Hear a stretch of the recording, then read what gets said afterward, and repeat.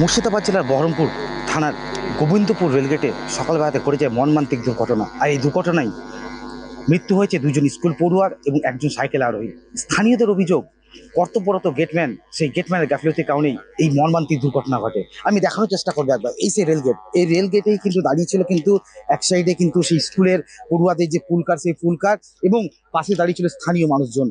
স্থানীয় মানুষজনের যেটি অভিযোগ, যে এই যে রেলগেট, সেই রেলগেটে কিন্তু গাড়ি থাকার সময়তে কিন্তু ট্রেন পারাপার হয়, এবং সেই ট্রেন চলে যাওয়ার পরে কিন্তু হঠাৎ করে রেলগেট থেকে উঠিয়ে ফেলা হয়। এবং সে দেখানোর চেষ্টা করবো একবার সেই রেলগেটটিকে একবার, যে এই যে রেলগেট, সেই রেলগেটেই কিন্তু একেবারে যে ট্রেন চলে যাওয়ার ফলে কিন্তু রেলগেট উঠিয়ে দেওয়া হয়, এবং তারপরে কিন্তু সজোরে দ্রুত গতিতে কিন্তু আরেকটি ট্রেন আসে এবং সজোরে ধাক্কা মারে সেই স্কুল পড়ুয়াদের গাড়িতেই। আর তাতেই ঘটে যায় মর্মান্তিক দুর্ঘটনা। স্থানীয়দের অভিযোগ যে একেবারে যে খাগড়াঘাট, সেই খাগড়াঘাট থেকে কিন্তু আজিমগঞ্জের উদ্দেশ্যে একটি ট্রেন যায়, এবং সেই ট্রেনেই কিন্তু একেবারে ক্রস করার পরে কিন্তু রেলগেট উঠিয়ে ফেলা হয়। এবং তারপরে কিন্তু পরক্ষণে কিন্তু অপর দিক লাইন দিয়ে কিন্তু আরেকটি ট্রেন, যে ট্রেনটি কিন্তু খাগড়া থেকে আজিমগঞ্জ থেকে কিন্তু একেবারে কাটরার উদ্দেশ্যে যাচ্ছিল, সেই সেই ট্রেনেই কিন্তু একেবারে সজোরে গতিতে ধাক্কা মারে সেই ফুলকারে, এবং তাতে কিন্তু এই মর্মান্তিক দুর্ঘটনা ঘটেছে।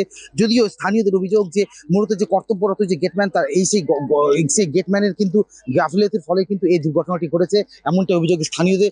যদিও ইতিমধ্যেই কিন্তু সেই গেটম্যানকে আটক করে নিয়ে যাওয়া হয়েছে বহরমপুর থানার পক্ষ থেকে। আমি একবার দেখানোর চেষ্টা করব যে ইতিমধ্যে কিন্তু রেল পুলিশের যে আধিকারিকরা, তারা কিন্তু এসে পৌঁছেছে ঘটনাস্থলে। পাশাপাশি কিন্তু এই যে ঘটনা, এই ঘটনাটা কিন্তু ইতিমধ্যেই একেবারে ADRM এর নেতৃত্বে 10 জনের যে উচ্চ পর্যায়ে তদন্ত কমিটি, সেই তদন্ত কমিটি গঠন করা হয়েছে। পাশাপাশি কিন্তু ইতিমধ্যে রেল দপ্তরের পক্ষ থেকে কিন্তু আর্থিক সাহায্যের কথা ঘোষণা করা হয়েছে, যেমন তেমন রাজ্য সরকারের পাশ থেকেও কিন্তু একেবারে আর্থিক সাহায্যের কথা ঘোষণা করা হয়েছে। পাশাপাশি আহত যারা রয়েছে তাদের জন্য একেবারে উচ্চ পর্যায়ে মেডিকেল টিম, সেই মেডিকেল টিম গঠন করা হয়েছে। আমি একবার দেখানোর চেষ্টা করবো, আমার ক্যামেরাম্যান অভিজিৎ মন্ডলকে বলবো যে একেবারে এই সেই রেলগেট, এই রেলগেটেই কিন্তু এই মর্মান্তিক দুর্ঘটনা ঘটে। এই দুর্ঘটনার ফলে কিন্তু এই যে দুজন স্কুল পড়ুয়া, সেই দুজন স্কুল পড়ুয়ার কিন্তু একেবারে মৃত্যু হয়েছে।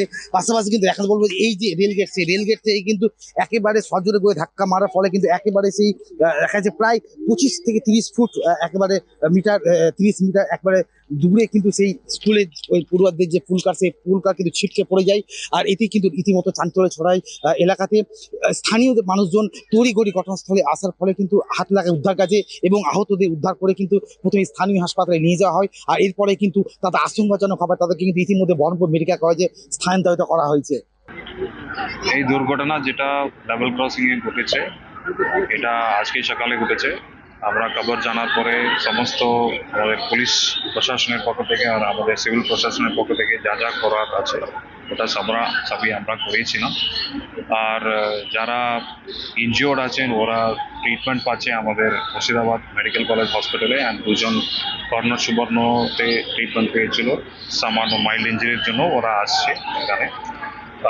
And আমাদের ডক্টরস টিম আপ্রাণ চেষ্টা করছে so to save all of them. Let us hope that they all come back safely. And যারা তিনজন স্পটে মারা গেছেন তাদের জন্য ইন্ডিয়ান রেলওয়েজ 10 লক্ষ টাকা অ্যানাউন্স করেছে, অ্যান্ড আমাদের state government as per honourable MAC যেটা বলেছিলেন, and as per also honourable CM's advice 5 লক্ষ টাকা অ্যানাউন্স করা হয়েছে। অ্যান্ড এই ফর্মালিটিগুলো দ্রুতগতিতে আমাদের অ্যাডমিনিস্ট্রেশন করে দেবে।